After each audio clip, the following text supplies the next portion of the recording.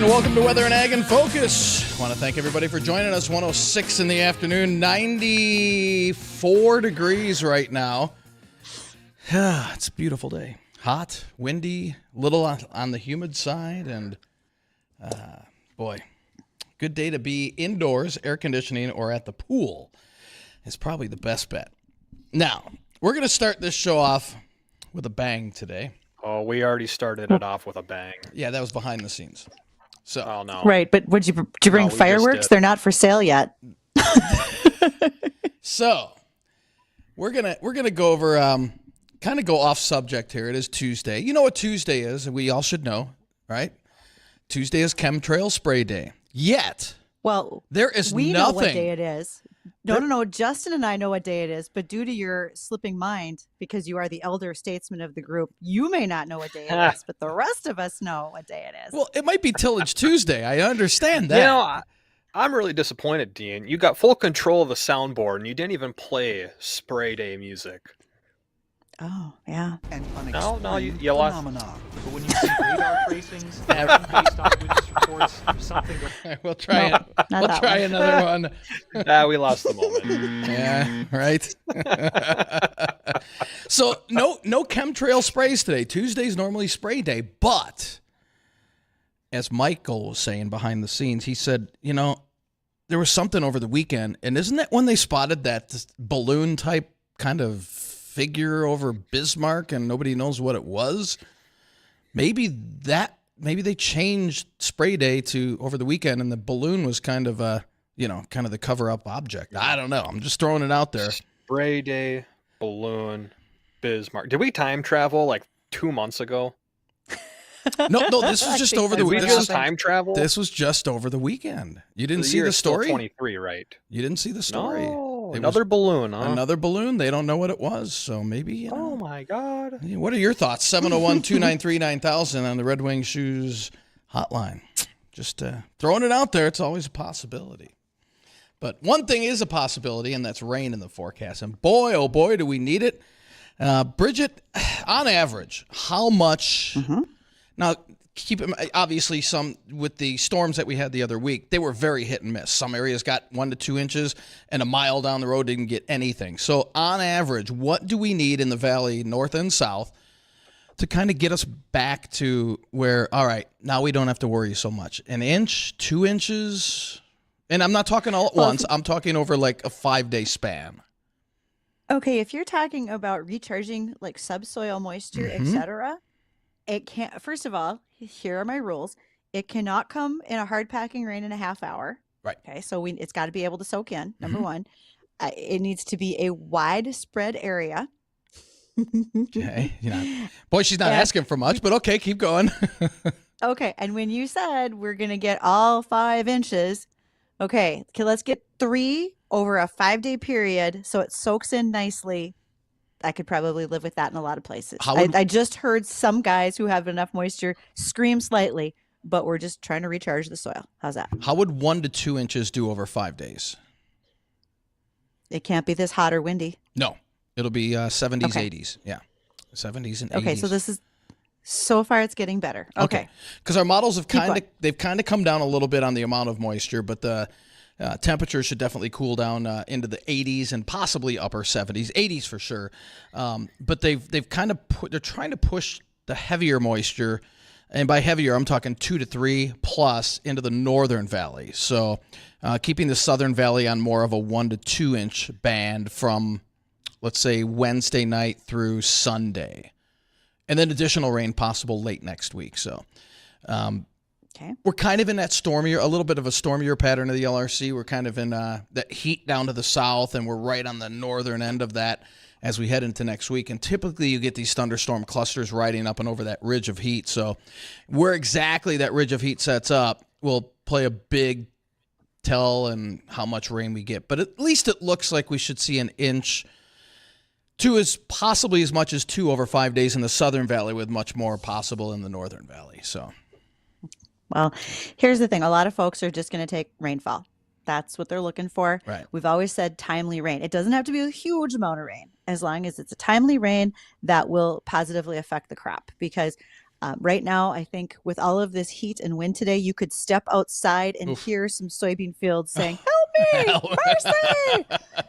So hopefully it gets better. It will, but it's a hot one.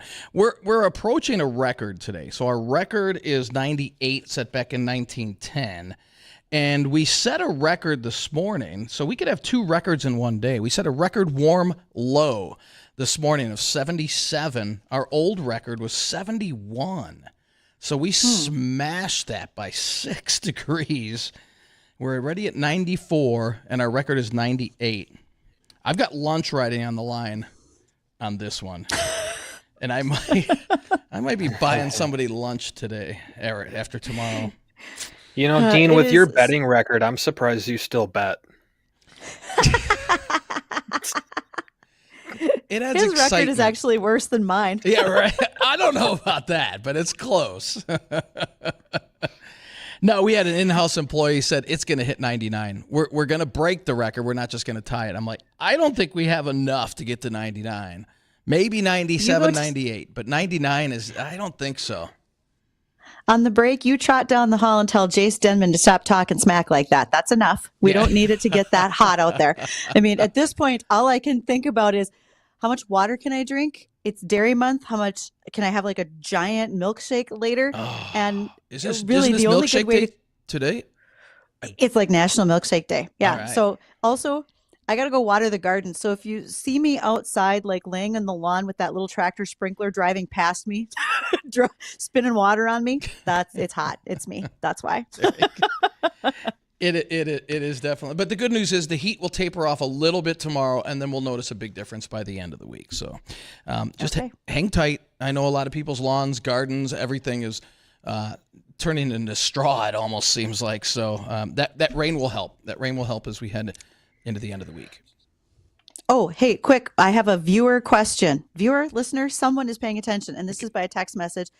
Once again, can you reiterate the high temp for this afternoon? Because there is a T-ball practice up at Hillsborough, and they want to make sure that the little kids either are well hydrated or just keep them out of the sun. So quick, what's our temp, Dean? 94 right now, on our way up to about 97, maybe 98. Dew points right now are in the mid-60s, so our heat index is 96. Now, our heat index by peak heating today, when's the T-ball game this evening? You said? Afternoon, they're doing practice. Oh, we're going to have a heat index of probably 100, 101 during later this afternoon as the temperature rises up to about 97 or so. So, yeah.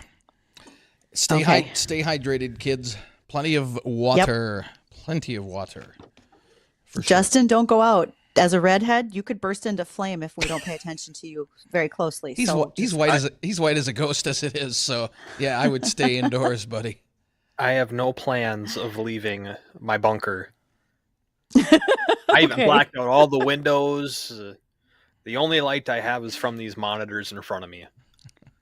Okay. Hey, we also have an email question. Would you rather have it be 90 plus or 40 below? What do you got, guys?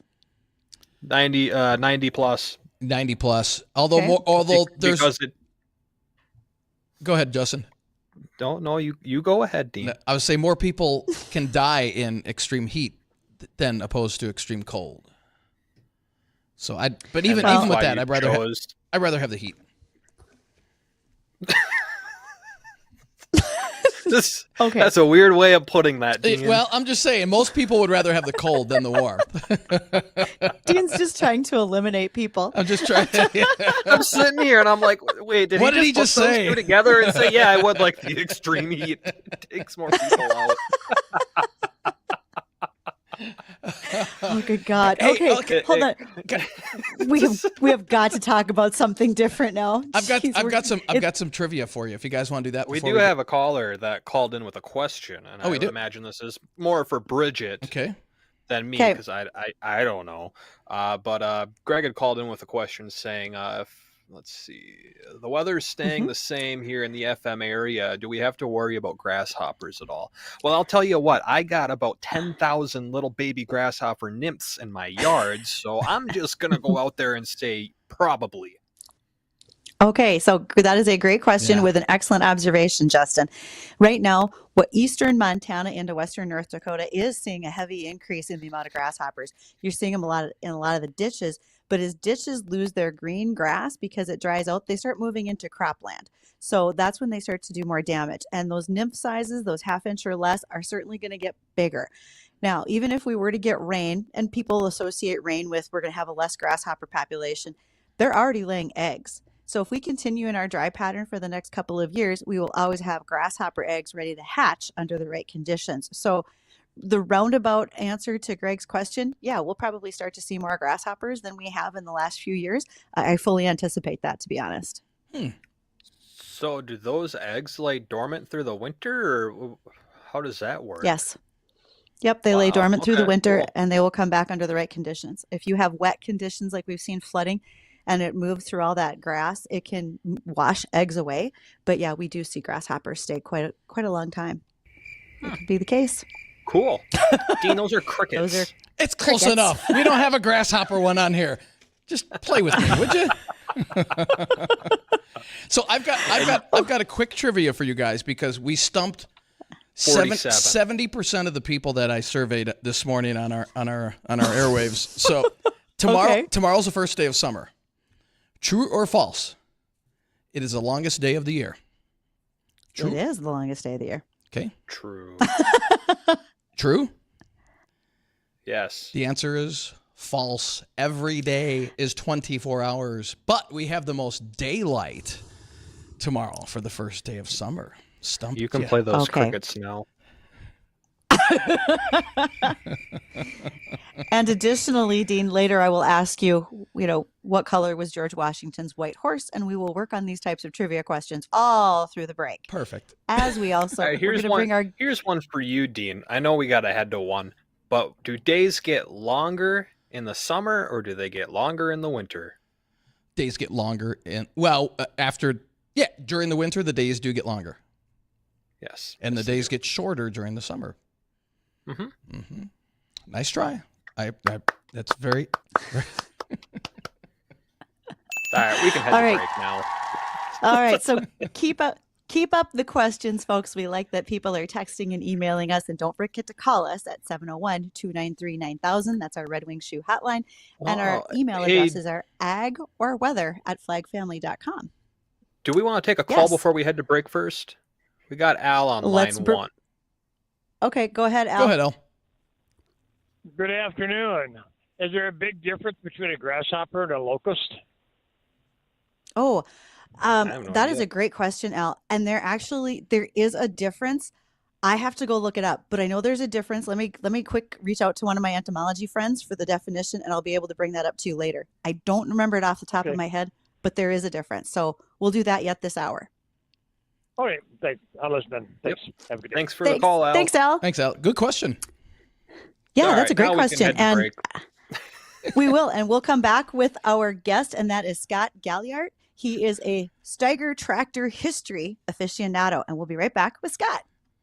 No matter what you have planned this summer, Luther Family Buick GMC can get you there in style. Head to the lakes or your favorite campground in the new GMC Sierra 1500 with rates as low as 0.9%. Explore the Badlands in one of our diverse Buick SUV models with available 2.49% financing. Stop in today and let us help you hit the road to a summer filled with adventure at Luther Family Buick GMC, corner of I-29 and 32nd Avenue South, Fargo. We are professional grade.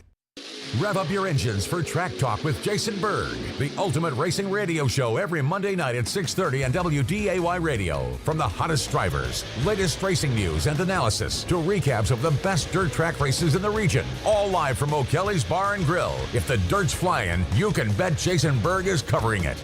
Track Talk is brought to you in part by Buffalo River Speedway, Randall's Excavating, Line X, Lewis Electric, Aggressive Towing and Recovery, and WDAY Radio. Hey, Ronnie, grilling season finally here this weekend. I'm going to sit on my deck with a cold beer and watch Alex grill some meat. Speaking of meat, Jay, our great friends from Meats by John and Wayne will be giving away a meat bundle this Thursday on your show. All you have to do is listen for the call-in song. Cheeseburger in paradise. and be the 9th caller. Ronnie, there's a reason those guys have been voted best butcher shop in the Red River Valley since 2016. Meats by John and Wayne. All your meat needs.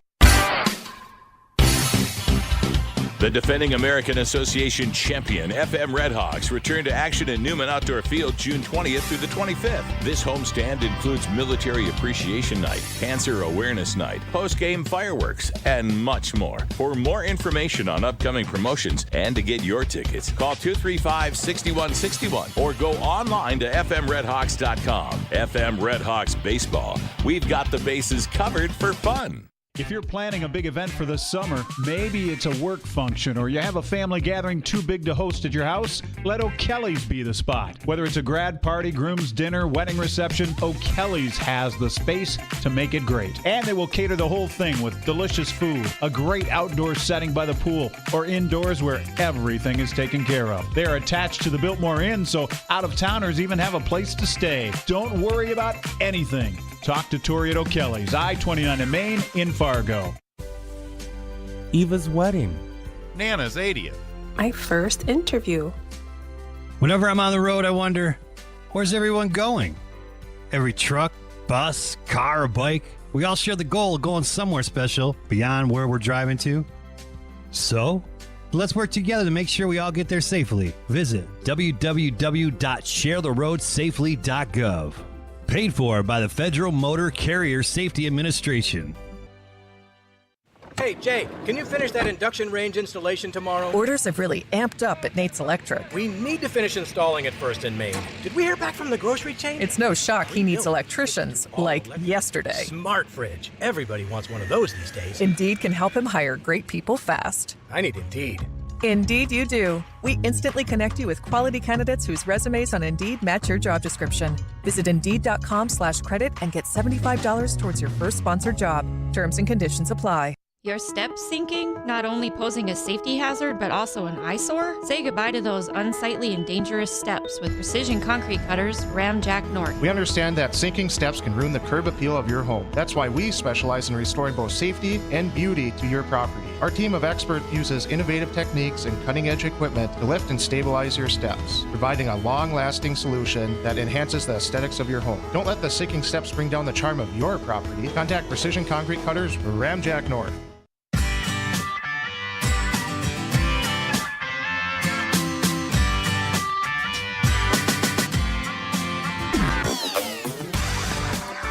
Welcome to WDAY Weather and Ag in Focus. Bridgette Readel, Ag Director here, along with Chief Weather Wizard, but slightly absent-minded Dean Wysocki. Hey. Oh, I could just do Weather Wizard Wysocki. That's elderly abuse. Yeah, fine. Write me up, but let HR know. Okay. And then we have Justin Storm, our other meteorologist. Guys, glad you're with us because you're going to really enjoy our guest today. And this is a gentleman who has been up in the area. I actually got his information from one of our Here We Grow sponsors, and that would be the gentleman over at AB Seeds with Invita.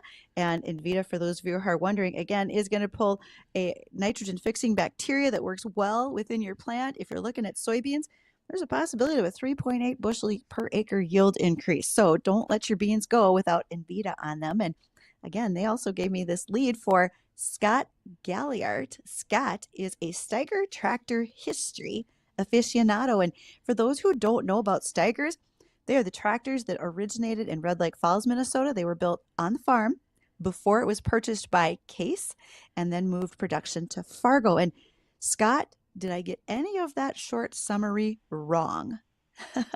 Well, they actually moved to Fargo in about 1969-70. So that was a while before Case got into the picture. Okay. So right now, let's talk about what you're doing. You have a whole project, and you're calling them the Barn Series. Can you tell us more?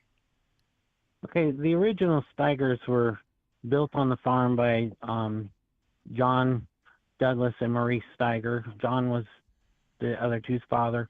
They found a need for a larger four-wheel drive tractor, so they kind of looked into I guess a Wagner would probably be about the only thing at the time to compare to, and Douglas thought that he could design and make his own tractor. So long story short, they decided that's what they were going to do.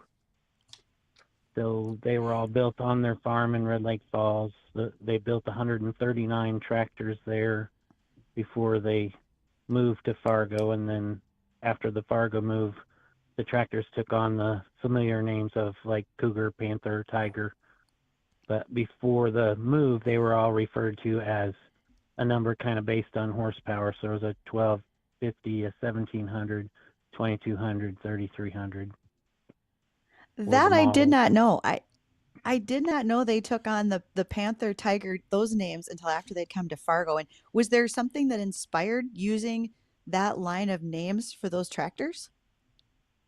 Well, up until the move, they pretty much used Detroit engines in them, and the early prototype for the Tiger, they put a Cummins 903 in it, and then the Wildcat prototype had a Cat engine in it. So they also had involvement with, I think it was the Melrose that had something to do with Bobcat eventually. Mm-hmm. And they did. So that's kind of where that influence came in for the Cats. Those are, if you're watching us online, those are beautiful. That's a beautiful piece of equipment. Now, Scott, I'm guessing there's none of these still in operation. Obviously, now is there a museum for any of these anywhere? There's actually quite a few in operation still. Yet.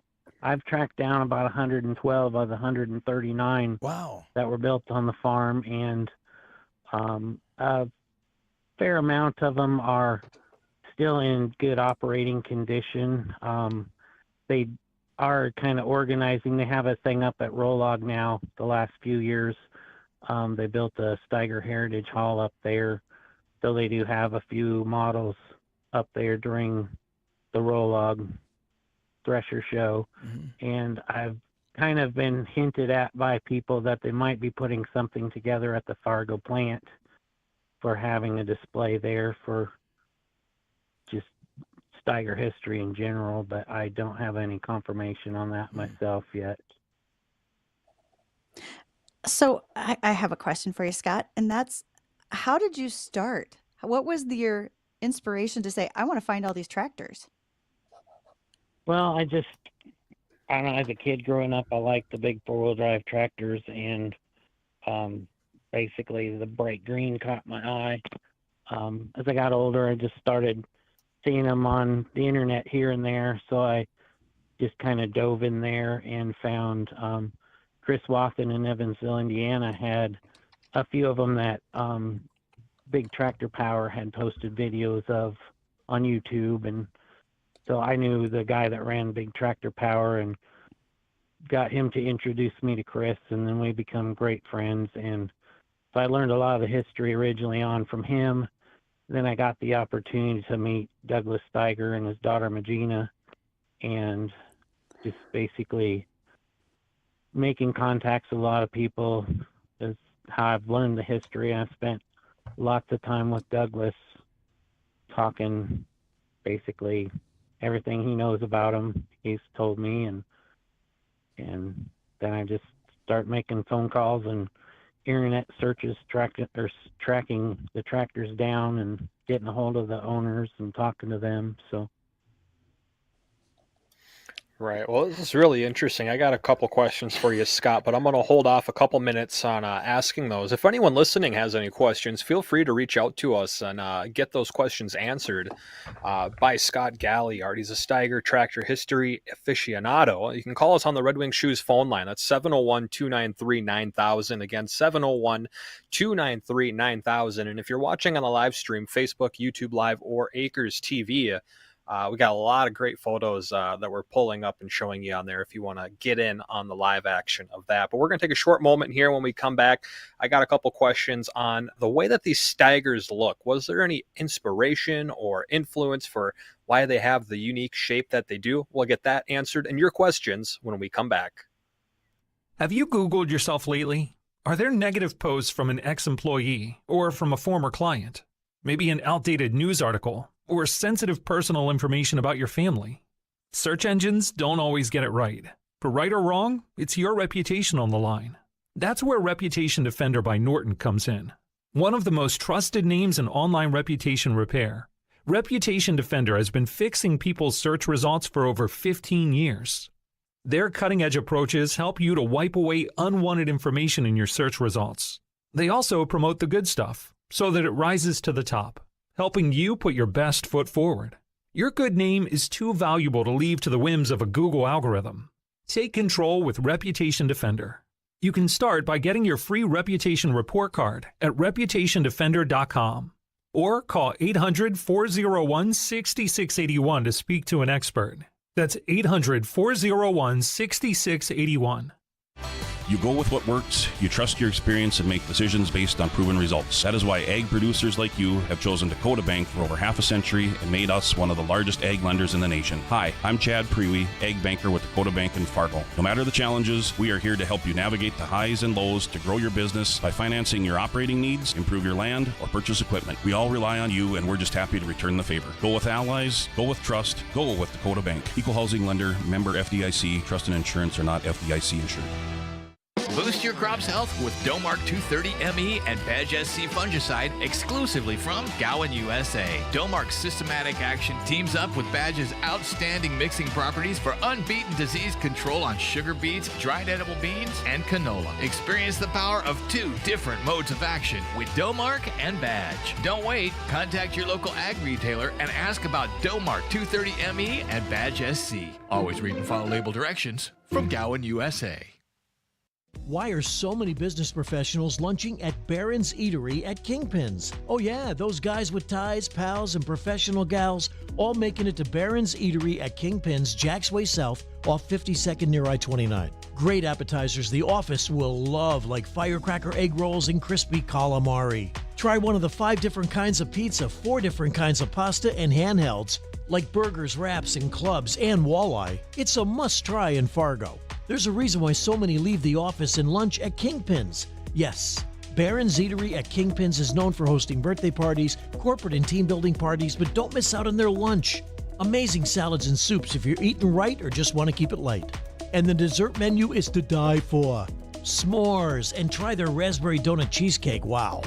Barron's Eatery at Kingpins, Jack's Way South, east of I-29. It's a must-try for a business lunch. Go to lunch@barrons.com. Rev up your engines for Track Talk with Jason Berg, the ultimate racing radio show every Monday night at 6:30 on WDAY Radio. From the hottest drivers, latest racing news and analysis, to recaps of the best dirt track races in the region. All live from O'Kelly's Bar and Grill. If the dirt's flying, you can bet Jason Berg is covering it. Track Talk is brought to you in part by Brenco, Johnson's Auto Repair, North Dakota Retriever Club, Welton's Tire Service, and WDAY Radio. Here in the Red River Valley, many things have changed over the past century, yet we continue to work hard, and hard work requires the right boots. At Red Wing Shoes, we create every boot by hand. We are a company rich in history, heritage, and pride, and we're committed to making shoes that fit the job. Boots that are strong and good looking, that provide comfort and stability. So no matter the size of your feet or the demand of your job, Red Wing Shoes have the boots for you. Stop in and see for yourself at 3003 Main Avenue in Fargo. Red Wing Shoes for ultimate durability. Pucklet Chevrolet Buick GMC in Valley City makes it easy to find your next Chevrolet Buick GMC or pre-owned vehicle by offering a great selection at our best prices possible.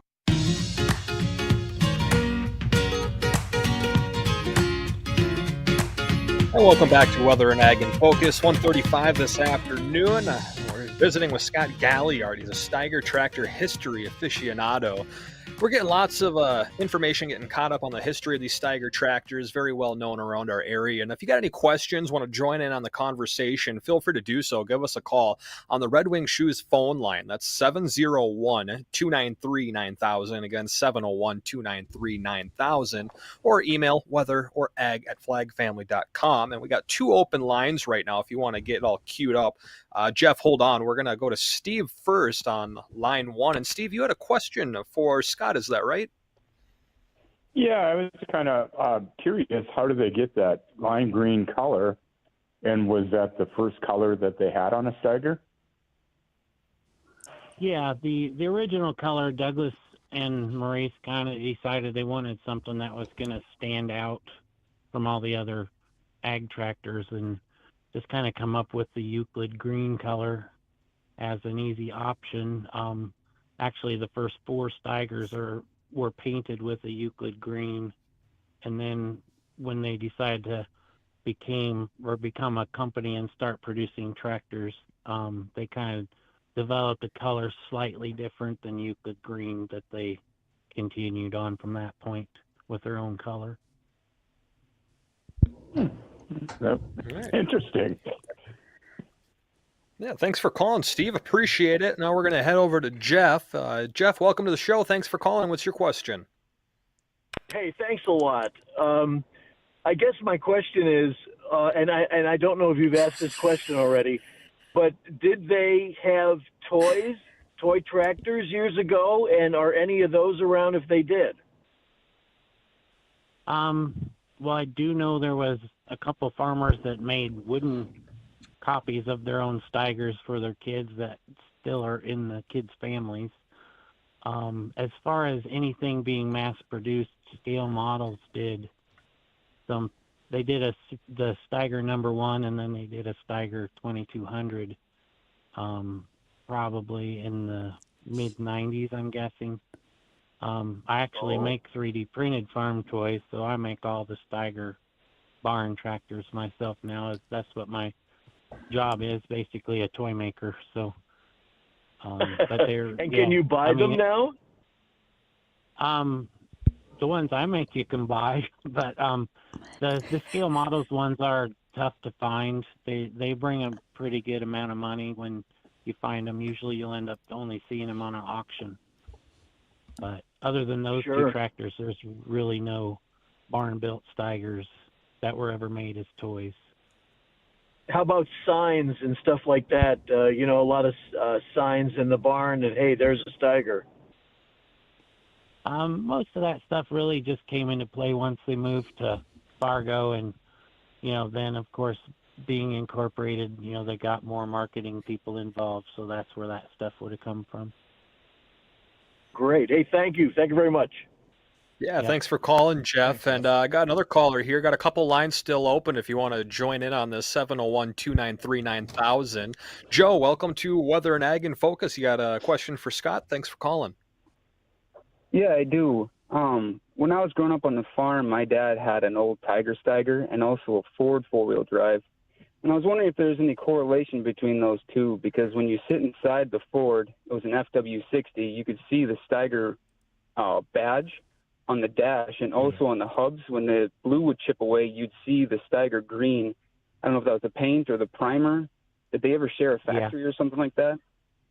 Steiger actually built those tractors for Ford. They built the four-wheel drives for International Harvester, Alice Chalmers, and Ford. They were all built there in Fargo. So that would have been about Series 3 of the Steigers that would match up with the Fords, and then like the Alice Chalmers is kind of based off of a Bearcat, the AC 440, and then the International Harvesters like 4366, and pretty much all their four-wheel drives in that style were kind of based off of the Series 1 and Series 2 Steiger tractors. Okay. Well, thanks for taking my call. Yeah, thanks for calling. Really appreciate that. And I was going to ask my question, but since we're on the topic of that truck, or of the Ford, we were speaking with Machinery Pete a few weeks ago, and he was kind of talking about this, but maybe you could dive into a little bit of the history and relevance that there was a Steiger Ford pickup, was there not? And they only produced a limited amount of them, right? Well, they were actually a dealership, I believe, out of Fargo, had made a few and kind of marketed them, but I don't really know a total amount that were made. There is a Steiger brochure that was produced, to promote it. And you could also order like the decal kits through Steiger Parts, because I've got copies of like the advertisement or whatever you'd call it in the parts books. but I have never heard or seen one to be in existence yet. Hopefully there's one out there. I'd love to find it. Bridgette, I know you said that you knew somebody who has one or has seen one. Okay, so the Rust Sales north of Fargo has, I can't remember if it's the toy or a photo of it, but it is my mission the next time I go to our Here We Grow field to stop at Rust Sales and find out what it was and then ask some questions. And I also got a lead that there may be a connection to, like you mentioned, the Melrose family had a hand in getting those Steigers into production once they moved to Fargo. And I am going to reach out to a couple of folks I know from the Gwinner area who are part of the Melrose family and see if we can't find out if there is a a Steiger pickup somewhere that we can find. There's got to be one somewhere. That would be nice. There was a heavier style truck that was used for like delivering the tractors turned up on Facebook a while back. That would have been like an original Steiger dealer delivery truck. But we got open phone lines if you want to jump in on the conversation again. That Red Wing Shoes phone line is 701-293-9000. Moving to the question I was teasing on before we went to break there. You know, Steigers, they have a pretty unique look. And if someone just looking at them would probably describe it as big and clunky, but I love that that's how they look. Was there any inspiration or any reasoning for why they were built the way they were to kind of have that unique look to them that kind of comes off as, you know, big metal, clunky, tankish?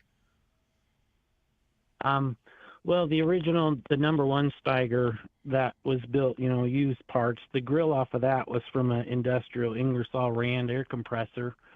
And then when they built 3 smaller versions replicating that same tractor where they just kind of made a curved front and cut the slots in it. But then when they decided to go into production, you know, they designed everything pretty much flat because it was easy to build with the equipment they had in the shop, and it was all built one piece at a time.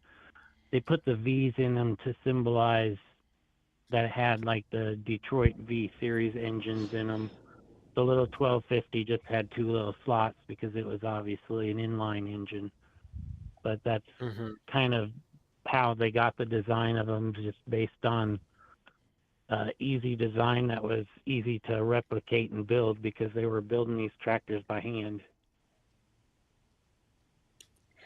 That's super So, cool. Scott, as you're looking at some of these tractors, and by the way, we now have a picture of that Steiger pickup, and so we are getting that up on the website. So folks who are watching on the live stream, please make sure that you check this out, or if you want to go back and watch after you've listened today, that would be great too. And am I seeing that right, Bridgette? That's a 1977? Yeah, and the guy in the white like leisure suit. That should scream out that's in the 70s, yeah. There's actually a photo floating around of an Econoline van that was done up with the same Steiger trim or design work as this. So there might be a van out there somewhere too. So, cool. Yeah, that would be pretty neat to find. So Scott, the Steiger is popular because, again, it's local, right? This is a giant piece of local history in this region. Are you aware of someone who has like the most Steiger tractors in one spot, whether they were the barn series or the original lime green Steiger paint series after they were produced in Fargo? Well, my friend Chris has a pretty good sized collection. He's got one that represents each model they built on the farm. And then I know of another collector that's got a fair amount of them. And as far as like the most Steigers owned by one place, there were several companies that basically bought whole fleets of tractors to farm with them. I know there's one guy, I can't think of his name, but in Australia, he had upwards 20, 25 tractors, and they would have been like Series 1 tractors. But, there were people that had humongous fleets of them. They were a great amount of horsepower for the price. You could work on them yourselves. I mean, farmers just really were attracted to how Steigers were built and what they could do on the farm, which was huge. So, Scott, I know that this is your project, and you are trying to track down, you said you have 112 out of 139 that were built in the barn series. what can our listeners do to help you find the remaining ones? Well, I have a Facebook group that's called Barn Series Steigers. I just fired my website back up. That's barnseriessteigers.com. Those are probably the two easiest ways to get a hold of me. But I have photos of everything I've found basically posted on the Facebook thing for sure right now. I still have to update all the website. But, you know, I would be interested in any lead, whether it's something I have or don't have, just because of the fact it might lead me to a person that owned a tractor at a certain time that I'm not aware of, so I might be able to get some more of the story. Because with my book, I'm really focusing it on the stories of the tractors. It's not so much the Steiger business, because everybody's seen that in plenty of books. My stories are going to be, you know, tracking the tractors and their lives or whatever, you know, because I've got tractors that are still owned by the original families, and then there's some, you know, they've been through 10 different owners, and then, you know, there's a few that the original family has gotten the tractor back after being sold 2 or 3 other times. And sure. I'm just kind of, I guess, to me, that's the history of the tractor. That's what I'm trying to promote, you know, the history of Steiger. I've become great friends with Douglas, and I have more respect for him than anybody. And it's kind of something I want to do this for myself, but I want to do it for him. But there's so many good stories when I talk to the farmers that had these things, different things they dealt with or whatever. You know, probably the most common thing is, you know, we were the first farm to have a big 4-wheel drive in our area, or, you know, you could hear that thing 5 miles away in the field. So, I mean, I'm just trying, you know, those are the kinds of stories I like to hear. So even if it's a tractor that I already know about, even bits and pieces are a great addition to the information that I'm collecting. So that Facebook group, again, is Barn Series Steigers, built from 1957 through 1970. And by the way, I just want to give a shout out. I think it's rather ironic that one of our Here We Grow sponsors that we want to make sure we talk about today is Titan Machinery. And Titan is the local dealer for those big Steiger tractors that are still in production today. So I think that's just a great opportunity to share that. And Oscar is on line 1. Oscar, did you want to ask a question real quick before we get to the American Ag Network? A deal there, because Steiger, when they first started building, there were some other builders that were trying it, and everybody had trouble with the articulate for turning. And this guy can check it out, but I believe Steiger has had some patents, and they probably still own them today for that articulate turning deal. The way they put that transfer case in their U-joints of the drive shafts so they wouldn't get too tight and break the U-joints out. I think they had a couple more patents. I'm not sure, like I said there, but I remember this when they first started, and that's what put them on the market for 4-wheel drive tractors, because they had this figured out. Nobody else had yet. Yeah. The original Steiger was actually just steered originally with a hydraulic lever, so you had to move it one way or the other to turn it, but you had to move it back to center to go straight.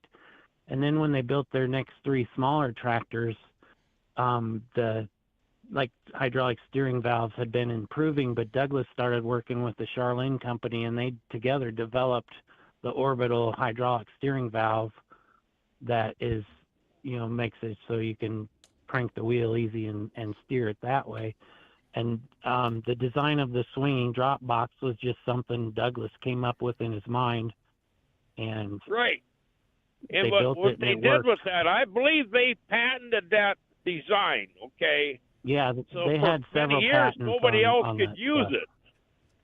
Right. And like I say, I don't know if they still own the patent or if they sold it to Case New Holland, or if they still actually own that patent. You know, something for you to research there.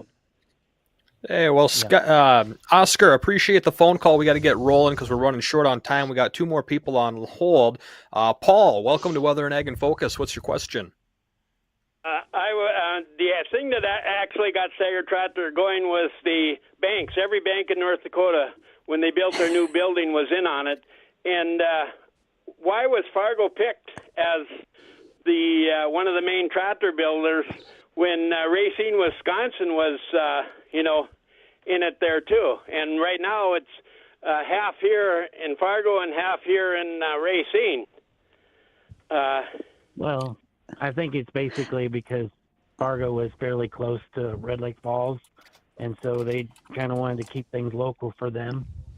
Red Lake Falls really doesn't have that much to do as far as it's the money that built that new plant. It was, millions and millions, and while they went bankruptcy once, just to get, as a bunch of other dealers too, just to get enough volume so they can start paying their people, too.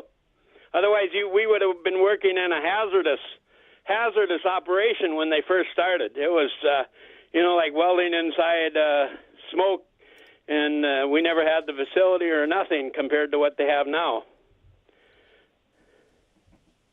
Right. Well, thanks for calling in there, Paul. Appreciate it. And we got one more. I think John is online still. Do we have John? Well, yeah, John, but you there? I didn't want to talk Steiger Tractors. Oh, can you hold on? Can you hold on till after the break? Yes, I can. All right, we'll try and get back awesome. here quick. We'll have a minute and a half for you, John, when we come back. Scott, I want to thank you for jumping on here with us. Really appreciate it, and so do our listeners, hearing some of the history about these Steiger tractors. Again, one more time quickly, where can people go to get more information or follow you on that Facebook group? It's just a Barn Series Steigers page on Facebook. I have a couple other Steiger pages there, so they're all kind of connected. So if you find one, you'll be able to find me. I do appreciate the opportunity to do this. I've done a couple other radio shows in the past few years, and they've actually helped draw out a few more tractors. So I would really enjoy to do this again sometime to see if we can locate the last 25 tractors. Hey, there we go. Well, Scott, thank you very much. We're going to get up with the American Ag Network, get updated on that real quick, and we'll be quick for a last minute and 20-second look at the forecast, and we'll see what John wants. Trying to push their political agenda onto your money? This is Brian Kronk, financial advisor at Collins & Kronk here in Fargo. If you are through with big East Coast companies and their ESG agenda, call Collins & Kronk for a consultation. See how we build a plan based on what matters to you. Call Collins & Kronk today, 701-235-0119. That's 701-235-0119. At Collins & Kronk, you matter. Raymond James Financial Services, Inc., member, FINRA, SIPC. Collins & Kronk is not a broker-dealer and is independent of Raymond James Financial Services. That old tree, the one the kids climbed to escape for a while, the tire swing, the one that provided hours of shade. It's hard to say goodbye to a good tree, but when that time comes, contact Tyler. Our team will respect your property and get the job done in a quick and safe manner. At Tyler's Tree Service, we specialize in emergency and hazard removals, land clearing and site prep, consultation, slab, and milling. We service the FM, surrounding area, and the lakes. So the next time you get stumped, contact Tyler's Tree Service at tylerscut.com. There's no more difficult decision than how to care for an aging parent with round-the-clock needs. As a healthcare professional, I've been inside every long-term care and assisted living facility in the area. Some are large and decked out with brand new furnishings, but that wasn't important to us when it was time for Mom to have 24-hour care. There was just one place on my list, and that was Kinder Care in West Fargo. I could tell they were different from all the rest. We've grown to love Kinder Care for the exceptional caregivers and for treating each person like a family member. The caregivers text me and give me updates too. Whatever your family member needs, from memory care, medication assistance, rides to appointments, and leisure activities throughout the day, home cooking too. We rest well each night knowing she's well cared for and loved. Call or text Melanie at Kinder Care for a tour today. 701-261-3246. That's 701-261-3246. Mixed activity in the market trade at midday. This is the American Ag Network. I'm Jesse Allen with this market update. We're talking now with Mark Lucas of StoneX and for Arlen Suderman with market analysis. Mark, as we take a look at the grains and oilseeds, a fairly mixed bag. We started higher in the overnight session at the open. Then we moved lower, some profit taking. Now we've kind of clawed our way back towards the unchanged mark here as we work through the day. Weather, of course, a big storyline. Some areas over the weekend got some much needed rains while others missed out. And it appears traders are really just kind of watching the latest weather forecasts here as we work through Tuesday's session and seeing, the haves of the have-nots here throughout this market trade. That seems to be what's driving things right now. Yeah, I would have guessed that this morning was going to be a big move one direction or the other because of the 3-day weekend, but really the forecast just didn't change a lot. And the precip that came, like you said, some areas were happy with it. Pretty heavy rains in the southern part of the belt, Oklahoma, Texas, Colorado, through there, where they really didn't need it that much because they're trying to do some wheat harvest, and hit and miss rains other places. And, you can find a forecast to say whatever you want it to say this morning. Some of the people that we pay a lot of money to are saying, guys, just a couple more days of this hit and miss rain thing, and we're going to get relief here, that there's a good system coming through and they see a total pattern change. Talk to somebody else and they say, yeah, they've been saying that for a couple of weeks, hasn't happened. So like I say, you can find a forecast to say pretty much anything you want, and that's the way the markets are going to head. Well, good thoughts there. Thank you very much. Mark Lucas of StoneX in for Arlid Suderman here today with market analysis. We see corn, soybeans, and wheat really just a couple of cents either side of unchanged. Moderate strength holding in the hog market with cattle slightly lower. This is the American Ag Network. I'm Jesse Allen.